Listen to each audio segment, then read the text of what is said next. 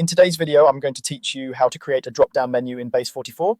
By the end, you'll have a clean, customizable drop-down that users can click to choose from preset options, all built through the Base44 chat interface. Start by opening the chat inside your Base44 project.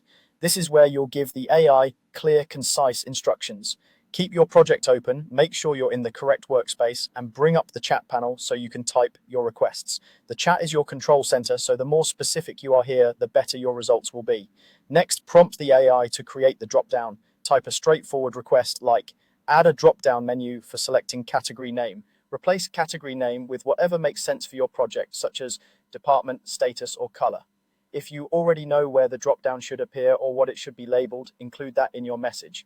The AI responds best when you clearly describe your intent, so don't hesitate to add a brief sentence explaining the purpose of the drop-down.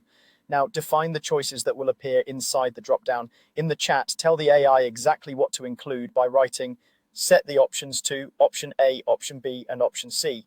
Use commas to separate each option and keep the names short and consistent so they're easy to scan. If you want the list ordered a certain way, write the options in that order. You can always update the list later by sending another message with your revised options. With the structure in place, it's time to style and publish. Ask the AI to adjust the visuals to match your brand or interface. For example, you might say, change the drop-down to a dark accent color with white text, or use a clean sans serif font for the label and options. Keep accessibility in mind, aim for strong color contrast and a readable font size so the menu is easy to use for everyone. If you have a style guide, reference it in your message for more precise results. Once you're happy with the look, click Publish. This makes your drop-down live within your Base44 project. That's it. You opened the chat, asked the AI to create the drop-down, specified the options, styled it to fit your design, and published it.